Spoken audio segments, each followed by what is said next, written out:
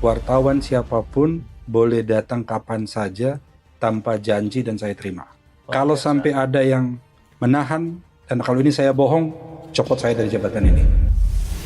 Tidak sedikit kritik yang mengatakan ini pelatihan atau diklat ini kok seperti persiapan perang. Pak Joho melihat nggak sih persoalan di lapangan, bangunan yang dianggap tidak semestinya berada di situ? Betul. Ada yang viral di puncak bukit yang jauh dari perumahan. Betul. Ada juga yang viral berhadap-hadapan. Banyak orang mengatakan bahwa ini proyek yang sifatnya halusinasi.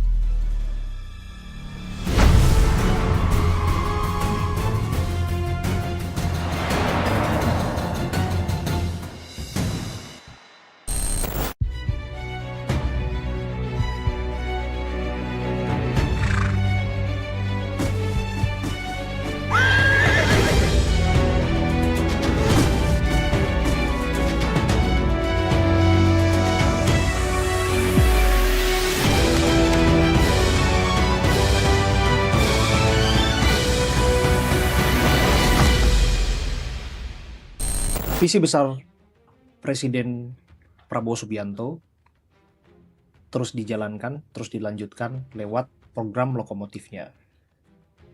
Koperasi Desa Kelurahan Merah Putih salah satunya. Ini disebut sebagai operasi pembebasan petani dan nelayan dari kemiskinan. Dan orang yang menjadi sentra ini adalah seorang sosok yang punya latar belakang aktivis pejuang yang bisa dikatakan sebagai mimpin operasi ini. Saya duduk bersama dengan Direktur Utama Agrinas Pangan Nusantara, Pak Joho Mota. Terima kasih sudah bersama kami, Pak Joho. Apa kabar? Terima kasih. Ya, saya menyebutnya operasi pembebasan kemiskinan para petani dan nelayan. Betul. Ini nggak main-main. Tidak main-main ini. Karena Pak Joho Mota ini adalah, saya sebut, memang latar belakang dulu aktivis, pejuang dulu di Timur Timur ya, Pak Joho ya. Sejauh ini gimana operasi ini berjalan? Alhamdulillah sejauh ini semua kegiatan berjalan sesuai dengan target dan per hari ini kita sudah 38.000 yang sedang dibangun dan yang sudah selesai 13.777 terakhir tadi saya lihat. 100%. Berapa? 13.700 ya? 777. Jadi udah operasional semua? Belum. Ini yang akan segera kita luncurkan 10.000 di akhir bulan Juni ini. Jadi tanggal 30 kita akan meluncurkan 10.000 lagi di atas yang kemarin sudah kita luncurkan 1.061. Oke. Ini penyelesaiannya bangunannya saja atau seperti apa? Jadi kami ditugaskan dari Kementerian Koperasi itu mulai dari pembangunan gerainya dan seluruh sarana prasarananya. Jadi 3 miliar yang diberikan kepada kami itu untuk bangunannya, untuk truk 6 rodanya 1, kemudian untuk pick up 1, motor 3 rodanya 2, kemudian rak-raknya, tempat untuk transaksi termasuk POS-nya, CCTV, kemudian internet dan AC segala macam. Total itu kurang lebih sekitar 26 kelengkapan yang harus kita siapkan untuk mendukung kegiatan operasional operasi tersebut gitu. Banyak betul ini. Luar biasa itu. Anda tidurnya gimana? Nah, itu menjadi pertanyaan juga istri saya gitu. Dan kadang-kadang di tengah-tengah tidur pun kita bangun, yang dipikirkan adalah bagaimana operasi ini bisa jalan dan segala masalahnya harus kita selesaikan semaksimal mungkin dan sebisa mungkin. Semua harus jalan smooth karena ini program nasional yang benar-benar suatu upaya terakhir. Menurut saya ini suatu upaya terakhir dan saya bisa bilang, saya katakan bahwa ini adalah kembali mengembalikan kedaulatan bangsa kita dan kita akan merebut kembali pasar yang selama ini dikuasai sama kapitalis. Akan kita kembalikan rakyat berdaulat dengan kehadiran Koperasi Merah Putih menjadi ekonomi jalan tengah bagi korporasi maupun koperasi. Ini cita-citanya mulia sih. Luar biasa. Ya, kalau saya lihat pemahaman Anda dari tentu literasi, ini ada beberapa buku yang ada di sini. Hadir ya. Bacaan-bacaan Anda juga. Dan saya juga lihat latar belakang Pak Joao ini ya nggak banyak yang tahu, tapi saya harus kasih tahu bahwa Anda memiliki kedekatan personal, emosional, bahkan historis dengan Pak Prabowo.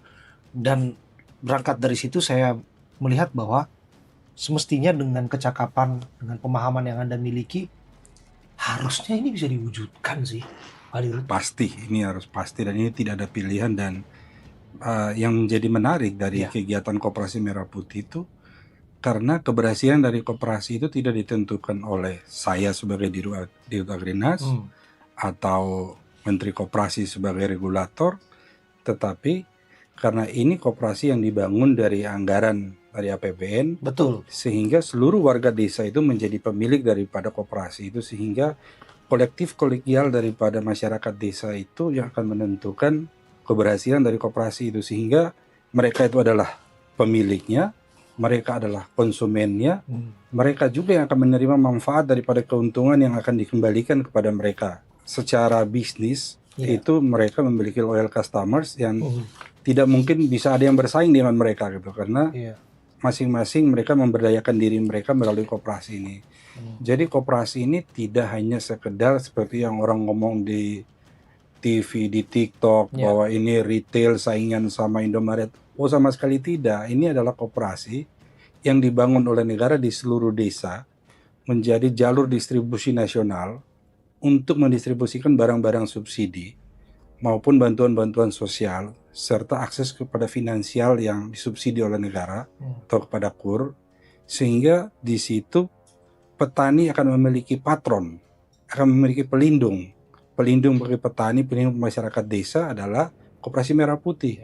Ketika dia gagal panen, dia tetap bisa mengambil kredit atau mengambil pinjaman di koperasi itu untuk melanjutkan kehidupannya, sehingga koperasi ini akan menarik masyarakat otomatis menjadi mandiri dan keluar dari kemiskinan absolut yang selama ini petani yang harusnya sebagai produsen, harusnya petani sebagai penentu harga, ternyata petani selama ini hanya menjadi kontributor terbesar dalam kemiskinan. Dan saya yakin dengan Koperasi Merah Putih, dengan komitmen Pak Prabowo selama ini, kita akan keluar dari kemiskinan absolut dan kita akan menjadi negara besar dan Indonesia adil sejahtera akan diwujudkan dalam pemerintahan Pak Prabowo ini. Ini visinya sih saya bisa lihat sih. Saya harus katakan memang ini cita-cita mulia, sekalipun bahwa tidak sedikit yang menganggapnya ini riset ekonomi dari praktek yang ada hari ini. Ketika ekonomi gotong royong itu kembali digelorakan di masyarakat desa, ya, mereka kemudian yang bercocok tanam, panen, kemudian off-takernya di koperasi, ya, memutus mata rantai pasoknya di sana, kemudian tidak ada lagi tengkulak, harapannya demikian. Betul.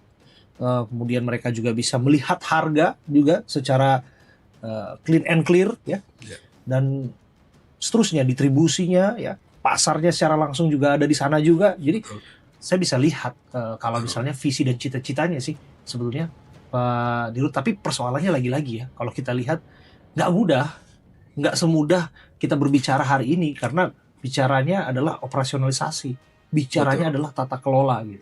Kalau saya melihat, saya selalu berangkat dari suatu optimisme gitu. Ketika kita diminta untuk membangun 80.000 koperasi ini, 83.000 atau 80.000? Anggaran yang turun sekarang ini 83.000. 80.000. 80.000. Betul. Jadi mungkin yang 3.000-nya kami ya siap diperintah kapan saja. Nah, ketika kami mendapatkan tugas itu, banyak orang mengatakan bahwa ini proyek yang sifatnya halusinasi.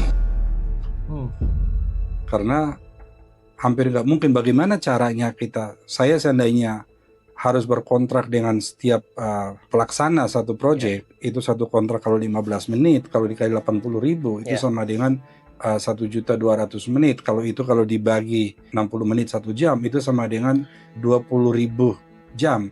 20.000 jam itu kalau satu hari saya kerja 12 jam, dibagi 365 itu sama dengan 4,5 tahun. Hanya tanda tangan kontrak. Tapi bagaimana kita wujudkan ini? Dalam waktu 6 bulan sudah bisa terbangun 38.000, sudah bisa selesai 13.777 hari ini terakhir saya buka di websitenya. Dan Dan kalau kita hitung, kalau saya tanda tangan, satu tanda tangan itu seandainya 5 senti, Iya. berarti setiap kontrak itu kan selalu ada dua. Berarti 5 tambah 5, 10 kali 80.000 itu 800.000 senti. Itu sama dengan saya harus tanda tangan 8 kilo gitu. Pegel tuh tangannya. Ya, itu kan suatu yang hampir tidak mungkin, Iya. tetapi tidak ada yang tidak mungkin. Kalau Pak Prabowo selalu menyebut Margo Ono, selalu ada jalan. Apabila kita dalam kesulitan atau kita dalam suatu keadaan tertekan, pasti kita akan berpikir akal Ya. dan jalan untuk Where there is a will, there is a way. There is a will, a way. Wah, ini luar biasa sebetulnya. Tapi saya coba pastikan lagi, dari 80.000 itu masih visible nggak semuanya? Karena kami dengar sempat di RDP atau rakernya Pak Menteri Koperasi menyebutkan angka yang lain untuk visibilitasnya. Saya rasa semua itu masih sangat visible ya, karena jelas target sudah jelas, anggaran sudah jelas, sasaran yang harus dituju sudah jelas, semua konsep perencanaan sudah kita rencanakan, mulai dari pengadaan, mulai dari persiapan pembangunan.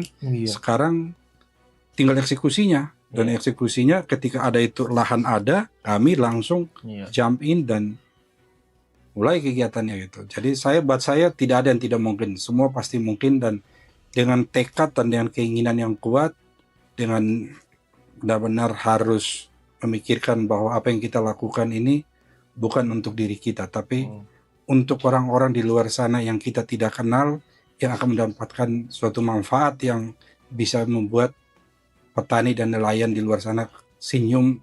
Itu sudah menjadi mimpi daripada Pak Prabowo, yang kami disitulah ketemu nilai yang sama untuk berjuang bersama sekian puluh tahun bersama gitu. Jika kemudian perencanaan, kemudian operasionalisasi dan tata kelolanya berjalan dengan baik, saya rasa semua akan mendapatkan manfaat sebagaimana yang dicita-citakan. Tapi balik lagi, ini saya juga terus terang ya membayangkan ini tugas yang nggak mudah. 6 bulan membangun 38.000 gerai. Ini nggak tergopoh-gopoh Anda ini Pak, ini nggak terlalu terburu-buru dan tergesa-gesa, ini nggak mudah. Kita sudah kehilangan waktu mungkin sekitar 35 tahun ya. Mungkin kalau saya lihat 30 tahun ya, semenjak tahun 95-96 itu kita ekonomi kita ini sudah bergeser dari rakyat berdaulat ke pasar berdaulat. Dan kita melihat bagaimana hegemoni kapitalis masuk sampai ke akar masyarakat, sampai ke desa-desa, sehingga masyarakat desa itu sudah tidak punya patron lagi. Jadi ketika dia gagal panen, atau ketika dia tidak bisa, cuacanya tidak bagus, dia otomatis akan tambah dalam kemiskinan yang mereka harus tanggung. Dan akhirnya satu-satunya jalan mereka menggadaikan harta yang mereka punya, sehingga mereka kembali jatuh miskin yang lebih dalam lagi. Dan ini adalah kesempatan kita mengembalikan Indonesia ke dalam ekonomi yang diamanahkan oleh para founding fathers kita, bahwa perekonomian disusun ya. Diingat itu bahwa perekonomian disusun, bukan dilepas atas asas kekeluargaan dan sistem gotong royong gitu. Dan lebih mengerikan lagi, sampai hari ini saya pun cukup kaget gitu. Ketika saya datang ke beberapa perguruan tinggi, tidak ada satu orang pun profesor atau tidak satu orang pun ekonom yang memahami terkait dengan koperasi, dan koperasi sudah tidak diajarkan di seluruh perguruan tinggi di Indonesia. Bukan hanya fakultasnya, tapi mata pelajaran, mata kuliah koperasi pun sudah tidak ada. Dan ini kita semua diam 1000 kata, tidak pernah ada satu orang pun yang di depan mata kita konstitusi kita diinjak-injak, direndahkan dan disobek-sobek, karena itu adalah perintah konstitusi untuk membangun ekonomi kita di atas sistem koperasi. Ya, menurut Anda persoalannya di mana? Kalau disebut bahwa prakteknya koperasi kan itu bukan barang baru. Dan prakteknya di desa pun sudah ada yang namanya simpan pinjam. Dan beberapa di antaranya juga ini juga justru kemudian hanya menguntungkan bagi pihak-pihak tertentu saja, bukan warga desanya. Ini persoalan kita, ini maaf ya kalau bahasa saya agak keras sedikit ini. Ini bahasa saya itu, saya sering menyebut bahwa kelas menengah kita ini adalah kelas menengah burjuis, kapitalis, individualis, dan sangat materialistis. Yang hanya tidak punya lagi moral dalam membangun sebuah kesejahteraan atau sebuah peradaban. Sehingga mereka selalu melihat bahwa kemiskinan itu adalah sesuatu yang menguntungkan, komoditas untuk dieksploitasi. Jadi permasalahan itu bukan orang miskinnya, tapi permasalahan itu adalah orang-orang yang memanfaatkan orang miskin untuk mengambil keuntungan, dan itu bagi saya sangat keji dan amoral gitu. Itu tidak pantas gitu.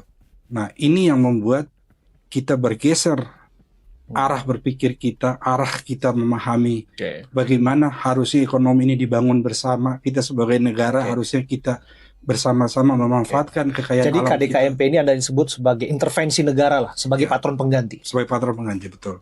Untuk membebaskan petani, nelayan, dan masyarakat miskin di desa-desa keluar dari kondisi yang sangat memprihatinkan ini. Gitu. Apa yang beda Pak Joao ke depannya?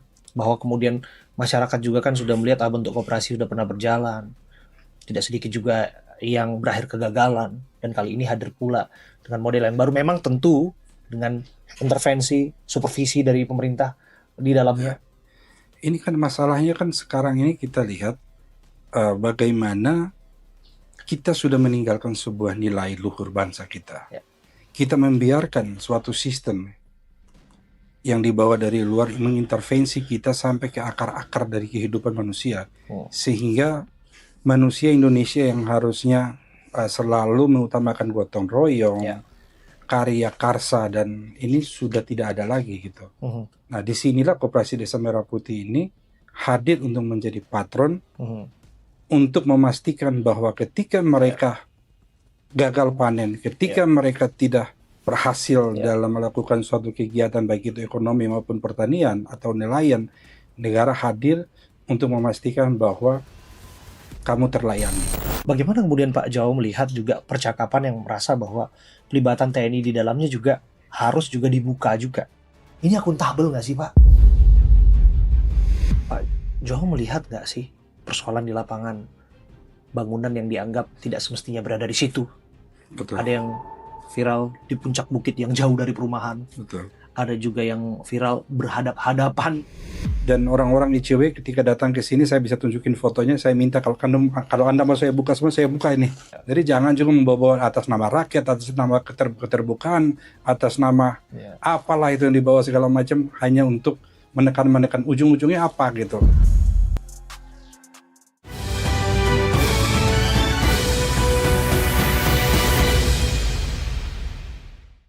Sepak bola.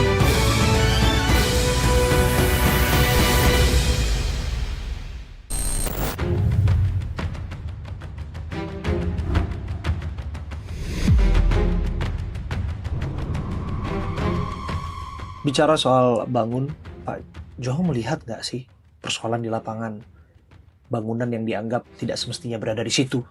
Betul. Ada yang viral di puncak bukit yang jauh dari perumahan. Betul. Ada juga yang viral berhadap-hadapan dekat di antara satu kopdes dengan kopdes yang lain, hanya dipisahkan oleh jalan. Jadi publik bertanya-tanya, ini atas dasar apa? Atas kajian apa? Bagaimana pola perencanaannya dan seterusnya? Untuk kemudian mengukur bahwa ini semua memang dikerjakan memang dengan tata rencana yang bagus, kemudian juga dikelola dengan bagus ke depannya. Betul. Saya paham sekali ya, ini memang ada beberapa isu, dan kalau kita perhatikan tuh ada 7 isu yang selalu muncul dan hampir sama saja, tapi itu kalau dihitung dengan jumlahnya itu tidak ada 0,001 gitu. Jadi bukan berarti bahwa kita tidak menghargai apa masukan dari masyarakat, tetapi kita juga harus memahami bahwa mereka melihat dari satu perspektif yang berbeda. Sekarang tinggal tergantung bagaimana kita melihat cara kita memandangnya gitu. Contohnya seperti koperasi yang hadap-hadapan.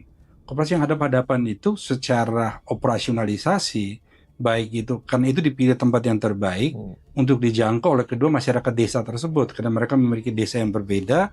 Kemudian karena mereka itu adalah pemiliknya, mereka adalah konsumennya, dan mereka juga adalah pengendali daripada kegiatan tersebut. Jadi sudah pasti bahwa masing-masing akan belanja di koperasi yang menjadi bagian dari desanya, karena semua barang subsidi bagi mereka baik itu dari gas melon, Ya. minyak goreng, beras, semua yang didistribusikan di situ untuk desa itu. Jadi sudah pasti mereka akan datang, dan koperasi ini jalan bukan ditentukan oleh kita semua berkomentar hari ini di sini, tetapi ditentukan oleh kolektivitas kolegial masyarakat desa itu untuk bersama-sama terlibat dalam kegiatan Ya. bersama mereka untuk mewujudkan kesejahteraan di Ya. desa-desa di mana mereka berada. Tadi kan Bapak menjelaskan dengan perspektif rasio, tapi di sisi lain publik tidak melihat itu sebagai perbandingan angka-angka, tapi publik melihat itu sebagai bentuk pertanggungjawaban bahwa ada kas, ada uang negara yang dimanfaatkan, pajak yang dibayarkan, sepeser pun semestinya memang dikelola secara optimal dan benar. Dana desa salah satu sumber pembiayaannya dan seterusnya.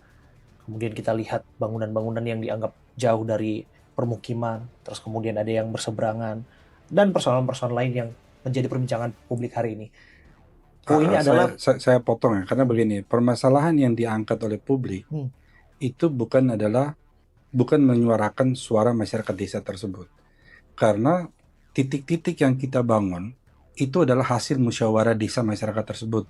Contohnya yang di atas gunung, Ya. karena itu mereka bangun di situ karena itu akan menjadi jalur wisata, sehingga mereka mengharapkan Koperasi Desa Merah Putih ini akan menjadi tempat untuk mendistribusikan barang-barang UMKM yang ada di situ, dan mereka mentargetkan crowd daripada jalur pariwisata itu sebagai potensi untuk melakukan monetize gitu. ya, Dan itu ya sangat wajar, dan mereka yang lebih tahu apa yang mereka inginkan. potensi Jadi, alam di sana. Kita hanya melihat dari media, atau kita hanya datang lewat sepintas dan memberikan komentar seolah-olah kita menyuarakan suara masyarakat itu. Masyarakat mana yang Anda bicarakan? Jangan sampai kita juga ini sebagai orang intelek, sebagai orang yang dewasa, orang membicarakan pemikirannya dia, kita tafsirkan bahwa itu merepresentasikan masyarakat itu, dan merepresentasikan mayoritas yang diam gitu.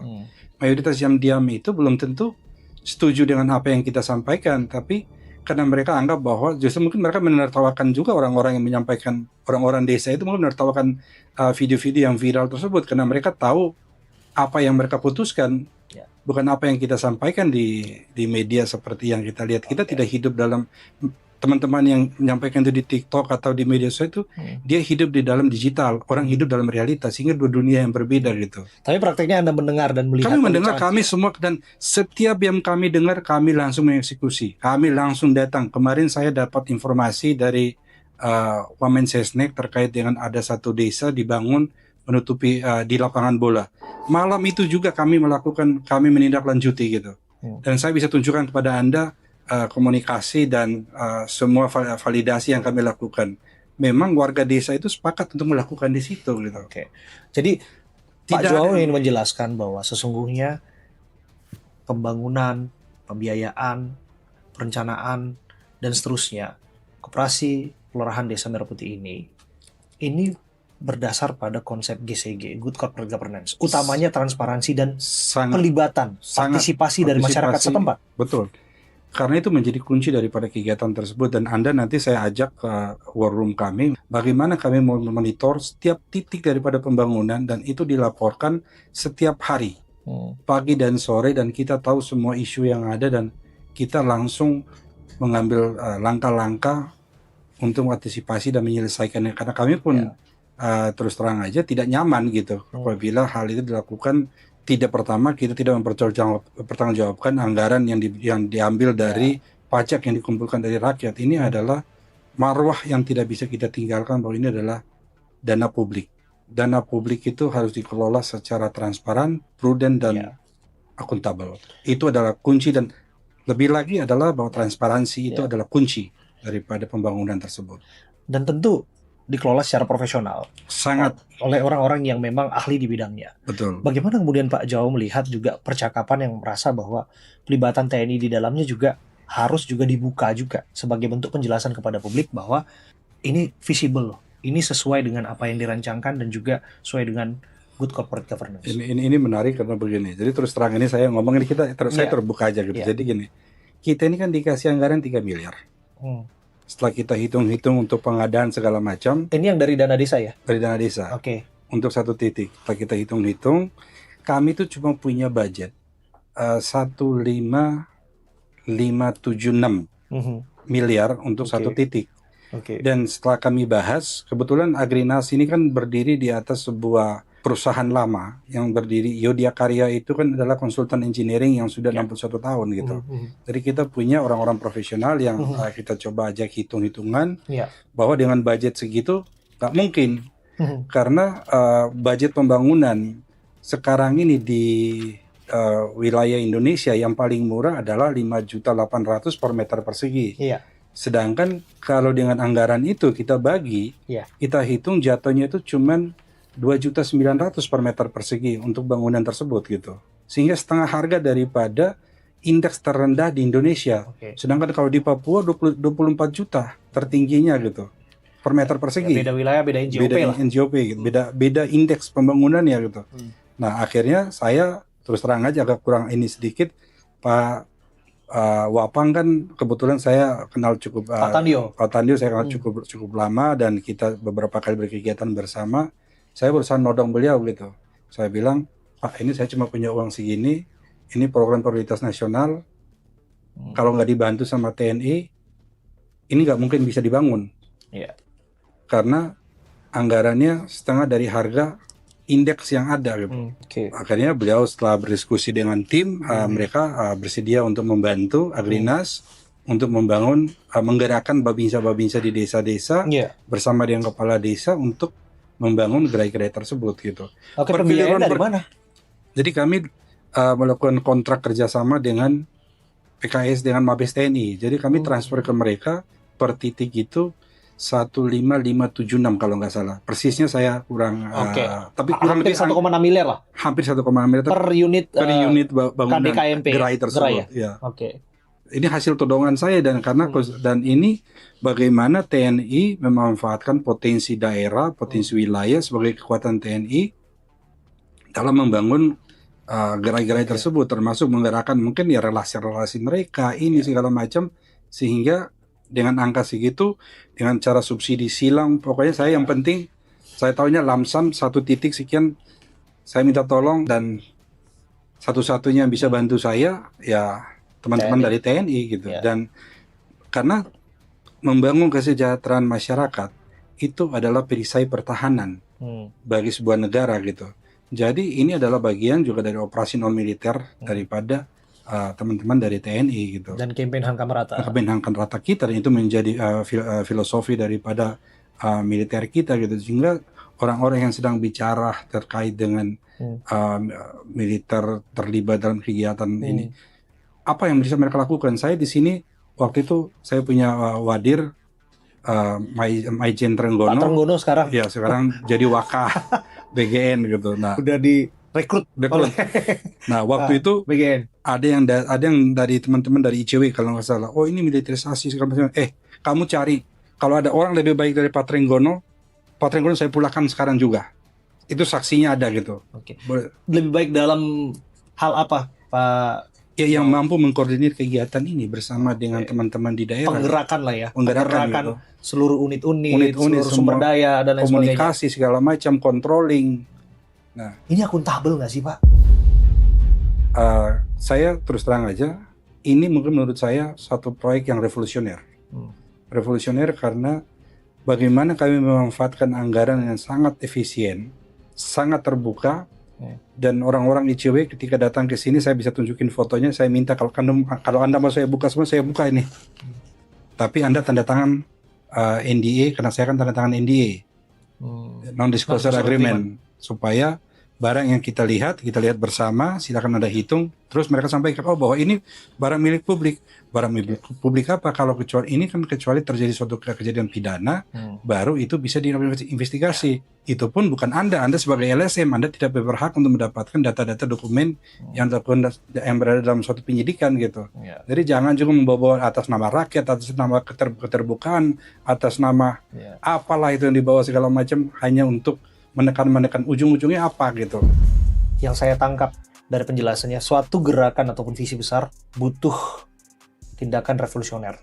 Sangat. Dan ini juga menjawab sebagai bentuk transparansi publik itu ya, Pak ya. Sangat. Pertanyaan netizen, pertanyaan publik mengenai ini pembiayaannya, tata kelolanya dan seterusnya. Nanti saya ajak, saya buka, Anda lihat bagaimana kami melakukan pengadaan tersebut. Ya. Dan kunci daripada kegiatan ini adalah transparansi. Hanya itu satu-satunya yang bisa mengendalikan kegiatan ini. Iya.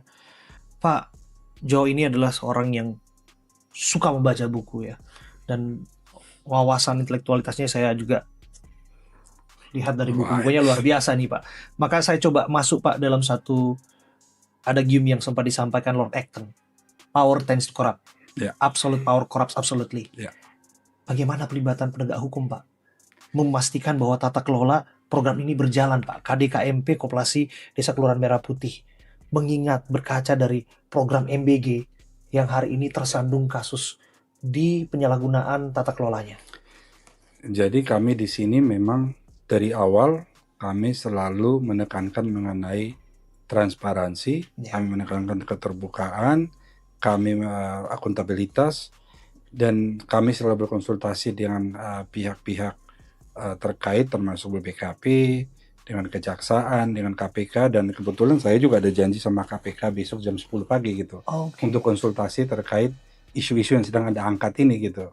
Karena saya pun mungkin luput dari wawasan saya atau pengawasan saya, sehingga saya pun perlu berdiskusi dengan mereka. Jadi itu adalah upaya-upaya kami seperti itu gitu. Jadi partisipasi penegak hukum juga, pelibatannya juga ada? Sangat maksimal gitu. Jadi kami sangat ada terbuka. KPK, ada 2 hari yang lalu ada Kejaksaan Agung ada juga, Kejaksaan Agung ada juga, Polri juga. Ada Polri tidak, kami tidak begitu berkoordinasi dengan Polri, karena di sini ada teman-teman dari TNI, jadi kami libatkan Irjen TNI gitu.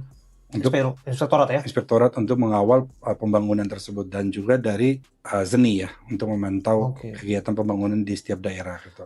Termasuk yang terutama adalah warga di sana ya. Jadi pembangunan gerai koperasi tersebut itu kita PKS dengan Mabes TNI dengan pola karya bakti padat karya. Dalam konsep karya bakti padat karya ini kita berusaha semaksimal mungkin melibatkan potensi lokal lokal itu dan potensi alam. Jadi kita dari rakyat, oleh rakyat, untuk rakyat. Kalau sebisa mungkin yang bekerja dalam membangun itu harus masyarakat di desa itu. Kemudian sebisa mungkin pasir, batu, batako, atau kayu yang ada di daerah itu dimanfaatkan sebagai upaya untuk melakukan pemerataan atau penyebaran uang di masyarakat di desa. Kemudian juga belanja di toko material yang ada di sekitar itu, sehingga benar-benar uang yang dari APBN ini bisa benar-benar kita gunakan di bawah di desa, dan masyarakat di desa merasakan manfaatnya pada multiplier saat kita multiplier efek terasa mulai dari pembangunan sampai nanti koperasi ini berjalan.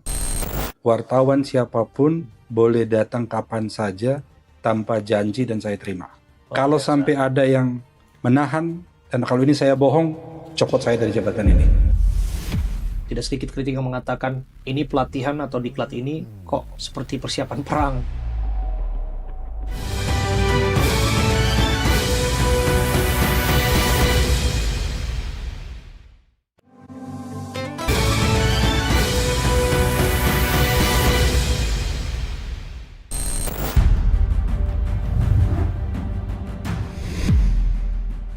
Saya 25 tahun jadi kontraktor, jadi Bapak merasa bahwa itu membawa efek tumpah ekonomi? Sangat luar biasa gitu, karena itu benar-benar memberdayakan masyarakat di desa itu.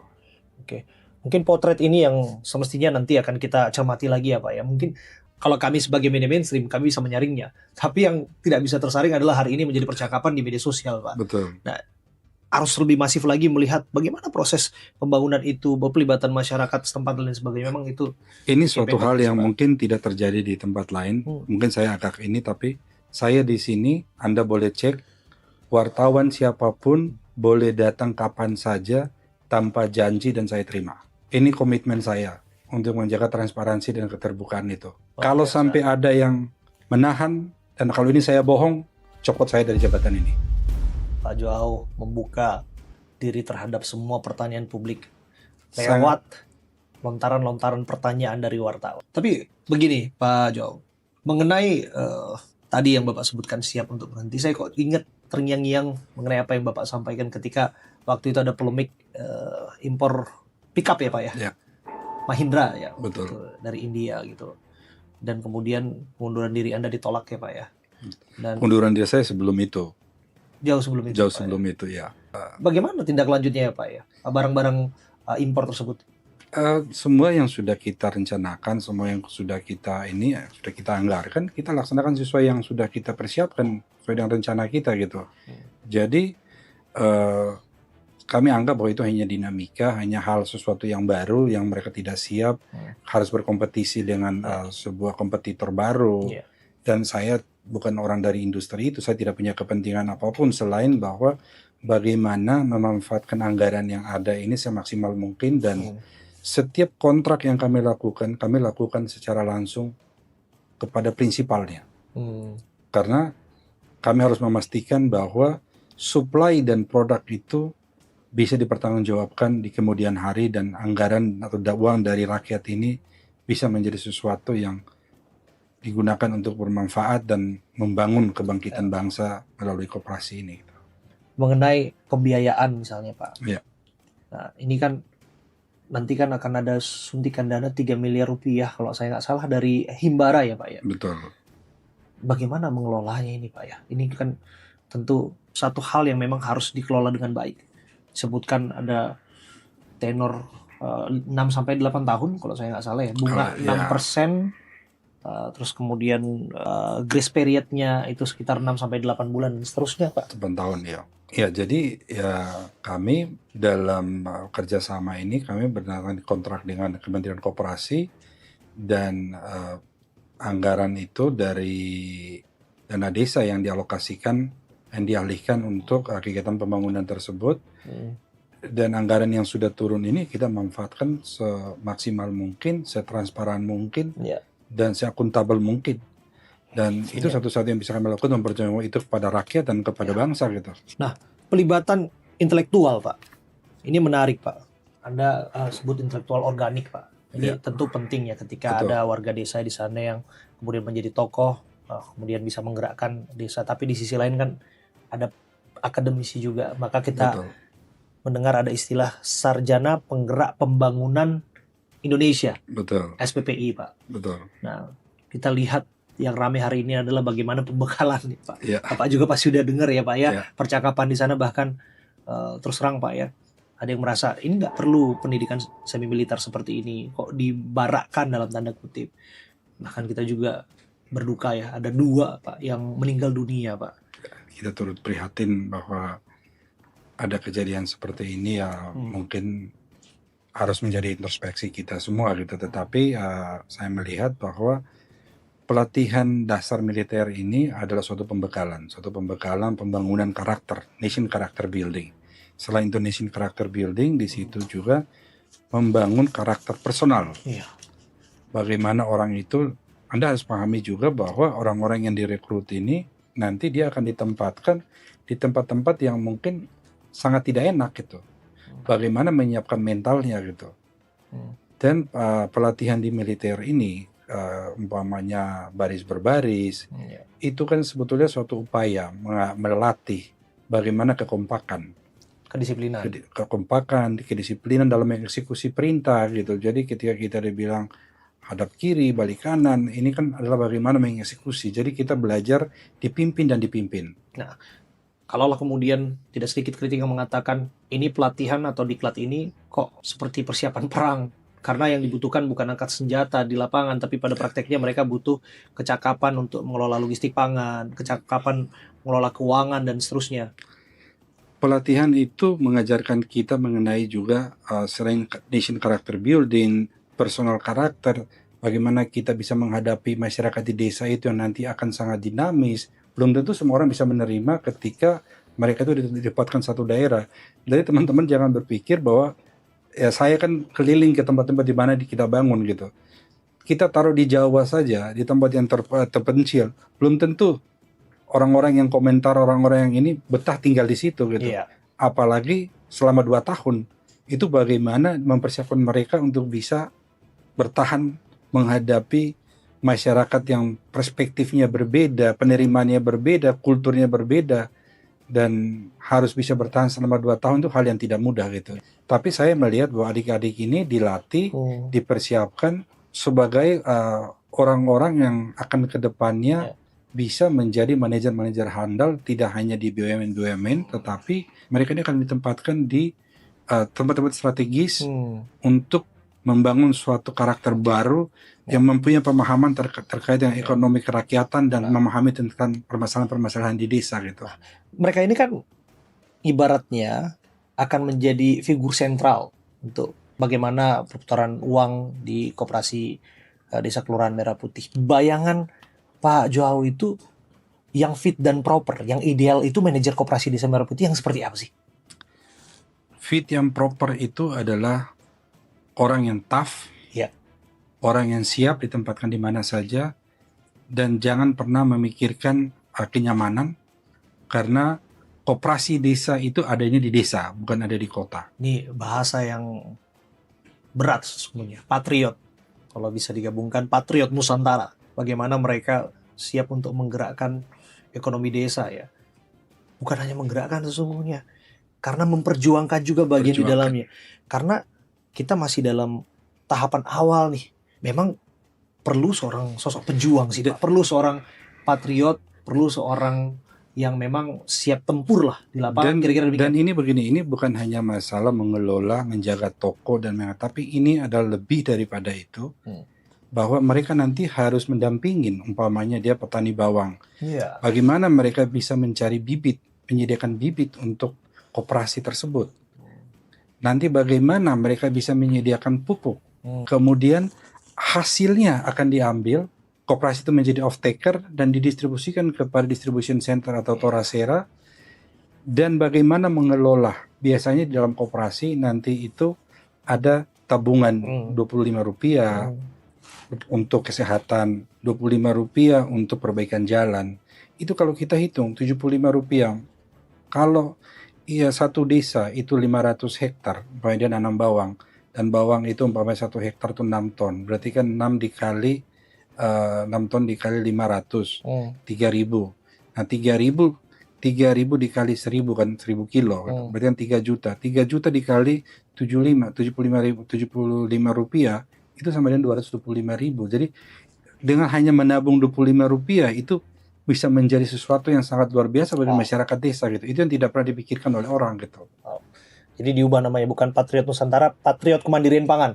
Bisa juga sebetulnya. Kalau saya seperti mungkin ada di tulisan saya tadi, itu adalah Patriot Pembebasan Masyarakat Desa dari Kemiskinan.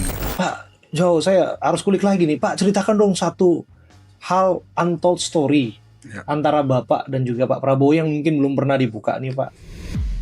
Ada satu potret ketika Pak Prabowo melihat langsung koperasi Desa Kelurahan Merah Putih, dan di situ ada harga gas melon Rp16.000. Disebutkan bahwa ada pembohongan terhadap orang nomor 1 di Republik ini.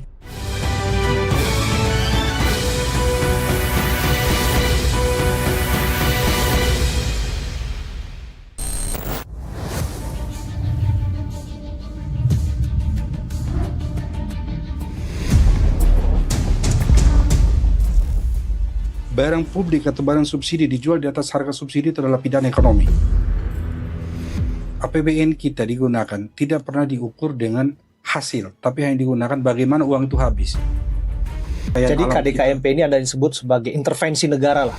Banyak orang mengatakan bahwa ini proyek yang sifatnya halusinasi. Kelas menengah kita ini adalah kelas menengah burjuis, kapitalis, individualis, dan sangat materialistis. Yang hanya tidak punya lagi moral.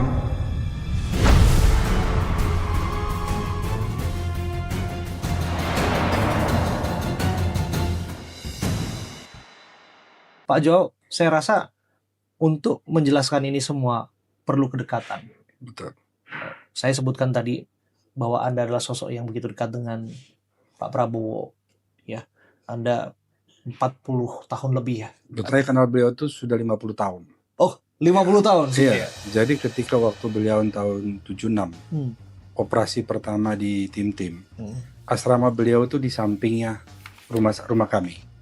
Oke. Nah, kebetulan om-om saya ada yang mantan-mantan tentara Portugis yang bergabung dengan TNI membantu Kopassus dalam operasi tahun 75. Nah, Pak Prabowo itu adalah satu karakter yang sangat humoris dan kalau saya bilang dulu beliau tuh cukup orangnya kocak gitu. Beliau tuh kalau bisa dilihat kalau ketawa itu sangat lepas gitu. Sangat lepas.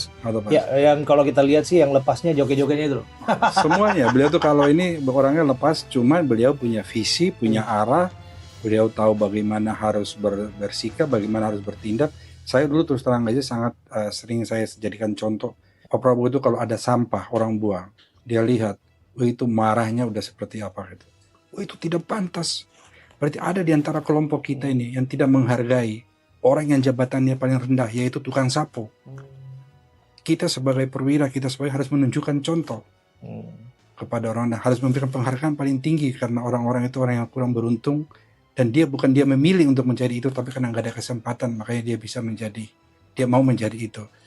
Dan kita tidak menghargai dan sampah itu jelas bahwa itu dibuang oleh seseorang, kecuali itu sampah daun.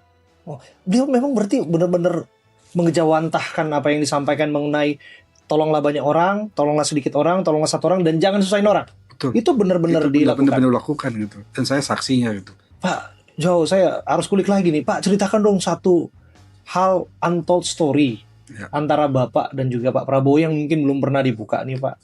Atau cerita yang menjadi kenangan, menjadi penguatan atas apa yang Anda lakukan hari ini adalah bukan berdasarkan kedekatan tapi sesungguhnya berdasarkan pengertian. Saya cerita sedikit. Saya waktu setelah beliau terpilih, saya sempat dipanggil, sempat ditawarkan beberapa jabatan, dan saya berani ngomong di sini dan silakan disiarkan. Dan waktu itu saksinya adalah Pak Hashim dan Pak Safri gitu. Semua yang ditawarkan ke saya tolak dan saya memilih untuk berada di luar. Kenapa Pak tolak? Karena saya pikir saya di luar saya bisa juga berbuat yang banyak. Saya pikir mimpi kita untuk mengantar Pak Prabowo menjadi presiden sudah terwujud, dan bagi saya mission is accomplished. Sekarang saatnya saya untuk kembali menjalankan mission saya, yaitu membangun pertanian alami yang sedang saya kembangkan dan saya sudah bangun sekian tahun gitu. Sampai akhirnya saya baru ketemu lagi beliau dan mengucapkan selamat kepada beliau 10 Februari di Kementan. Artinya itu sudah 4 bulan setelah beliau dilantik gitu. Dan setelah ketemu kita bicara, ya beliau tahu saya apa passion saya dan ini saya, sehingga saya didaulat untuk menjadi Dirut Agrinas. Ya saya nggak bisa menolak itu karena beliau bilang, kamu kan selama ini ingin bantu petani, kamu ini sekarang saatnya kamu melakukan gitu. Dan ini hal yang tidak bisa saya tolak gitu. Dan itu pun ketika waktu saya sudah bergabung di Agrinas setelah 6 bulan, saya tidak bisa menghasilkan apapun karena kita masih sibuk dengan birokrasi. Saya pikir bahwa ini sudah 2 musim panen. Saya sekarang masih duduk di sini, seolah-olah masih bicara dengan administrasi. Sehingga saya mengajukan pengunduran diri itu dan beliau pahami dinamika ini dan beliau minta saya untuk tetap ini dan saya lanjutkan. Ini suatu yang mungkin teman-teman mungkin baru Anda yang mengulik ini gitu menjadi suatu untold story ya. Harus Pak. Ya, karena gini, banyak orang juga yang mispersepsi terhadap Bapak. Ada satu potret ketika Pak Prabowo melihat langsung Koperasi Desa Kelurahan Merah Putih dan di situ ada harga gas melon Rp16.000. Betul. Disebutkan bahwa ada pembohongan terhadap orang nomor 1 di Republik ini. Oh masa iya? Ya. Ini kan kita bertanya-tanya. Ini adalah suatu fenomena yang menurut saya ini sudah menggambarkan bahwa ini sesuatu yang sudah tidak waras lagi dan tidak wajar. Kita semua diam ketika barang-barang subsidi dikapitalisasi oleh kelompok individu atau badan. Ada orang yang menjual gas melon di atas 16.000, harusnya kita bertanya, kenapa kamu jual di atas 16.000? Kalau orang jual minyak kita di atas 15.700, kenapa kamu jual? Ini kan subsidi dari uang rakyat, barang milik rakyat, barang milik publik. Kenapa Anda kapitalisasi? Anda mengambil untung dari itu. Harusnya Anda menjadi fasilitator untuk memastikan bahwa rakyat mendapatkan hak yang harusnya dia dapat. Gitu. Yeah. Barang publik atau barang subsidi dijual di atas harga subsidi itu adalah pidana ekonomi. Itu cukup lah. Saya pikir di zamannya Pak Prabowo dan Pak Prabowo saya yakin bahwa beliau akan melakukan itu dan saya pikir beliau akan juga mendengarkan apa yang kita diskusikan di sini. Beliau sudah sangat memahami ini dan beliau tidak ikhlas dan tidak menerima kenyataan itu, makanya salah satunya kita bikin koperasi ini. Dan semua semestinya harus tegak lurus, Pak. Nah, Harus. apa yang disebutkan dalam bentuk impres itu, Betul. bahwa salah satunya misalnya ada klinik-klinik yang di sana ya, ketika kemudian ada video ataupun tayangan dia ada operasionalnya, tapi sebagai bentuk layanan kesehatan ketika tidak jadi sorotan dan dia dipertanyakan keberadaannya, itu tuh seperti apa sih, Pak? Nah, ini saya pikir ya tidak elok kita sampaikan tetapi kepada publik, tapi kita harus terbuka, kita harus melihat bahwa ini fakta dan kenyataan. Setiap kegiatan pemerintah itu selalu hanya bagus ketika ada kunjungan. Ada seremonialnya. Ada seremonial. Sebatas seremonial, habis itu selesai, barang-barangnya kembali hilang. Dan itu apa ininya gitu? Apa kita mau hidup sebagai negara yang fake nation gitu? Negara palsu yang hidup dengan hal-hal yang menurut saya sangat tidak elok dan sangat tidak pantas kita dalam bernegara gitu. APBN kita digunakan tidak pernah diukur dengan hasil, tapi hanya digunakan bagaimana uang itu habis. Luar biasa. Pak, kalau kita lihat potret ya, belakangan ini ada yang dianggap orang dekat dengan presiden, menjalankan program lokomotifnya juga ya. Tersandung kasus tata kelola di BGN misalnya. Ini menjadi sesungguhnya pelajaran wanti-wanti ke depan. Bapak menyebutkan sejarah membersamai dengan Pak Prabowo sebagai seorang yang mengenali beliau, suasana batinnya, memahami visinya, dan tentu punya tanggung jawab besar di sini, Pak, untuk tidak mengecewakan beliau, Pak. Sangat, bukan hanya beliau. Bagi saya, beliau mungkin sudah selesai dengan hidupnya, tapi bagaimana visi beliau ini adalah bagaimana mengeluarkan masyarakat kita dari kondisi yang ada sekarang ini, dan kita tidak bisa mengecewakan rakyat gitu. Luar biasa. Terakhir Pak Joao, apa yang ingin Bapak sampaikan? Mungkin bisa berbicara mengenai kutipan atau statement yang mungkin tidak pernah Bapak lupakan terkait dengan persahabatan Bapak dengan Pak Prabowo 50 tahun lamanya. Bagaimana visi beliau, bagaimana percakapan kopi ya Pak ya. Bapak memberikan saya kopi, terima kasih Pak. Tapi bukan Bapak orang yang pertama Pak. Pak Prabowo sudah memberikan saya kopi Hambalang Pak. Terima kasih. Saya sudah menikmati juga kopinya Pak. Dan saya sudah berbicara mengenai visi juga dengan beliau. Tapi tentu Bapak lebih dalam jauh daripada itu Pak. Ceritakan kepada kami Pak. Sesuatu yang sebetulnya bagi Bapak itu monumental, bagi Bapak itu historical, yang barangkali penting untuk kita cermati, penting untuk kita hayati. Saya pikir itu sangat singkat. Apa yang setelah sekian lama, sekian diskusi yang kami ini, saya hanya ingin menyampaikan satu mimpinya Pak Prabowo itu. Ingin melihat orang miskin tersenyum. Sedalam itu ya Pak. Dalam itu. Bahwa secinta itu beliau terhadap merah putih Pak. Jiwa raga beliau sudah pertaruhkan gitu. Saya mendengar suara yang tergetar dari sini dari Pak Joao. Seorang pejuang yang membersamai perjalanan Pak Prabowo. Betul. Jadi saya sempat pernah saya ngobrol ke beliau itu. Saya waktu kecil kalau Bapak pulang operasi, saya selalu cari Bapak gitu. Karena beliau selalu punya coklat di kantongnya. Tapi saya tidak memahami bahwa waktu itu setiap mereka berangkat patroli itu one way ticket. Jadi mereka baru keluar dari Dili itu biasanya cuman 20-30 kilo dari Dili itu sudah mulai kontak senjata gitu. Dan bisa selamat itu, dan sekarang sampai beliau hari ini seperti ini, saya rasa itu yang beliau syukuri dan beliau pahami bahwa beliau tidak bisa menerima melihat bangsa yang begini kaya, bangsa yang begitu hebat, kita terpuruk dalam suatu kemiskinan yang sangat memprihatinkan gitu. Dan untuk itulah Pak Prabowo sekarang hari ini menjadi presiden gitu. Luar biasa. Menutup ini, saya harus mengatakan bahwa kadang kalimat ataupun kata-kata tidak cukup mendeskripsikan, tapi barangkali pengalaman dan tindakan cukup menggambarkan.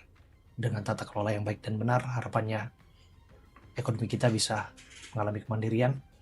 Dan selamat bertugas Pak Joao. Terima kasih. Pak Prabowo kan berharap ini semua dikelola. Kita akan lakukan yang terbaik untuk bangsa dan negara dan untuk rakyat. Luar biasa. Terima kasih. Terima kasih. Pak Joao Mota, Dirut Agrinas Pangan Nusantara sudah bersama kita. Terima kasih.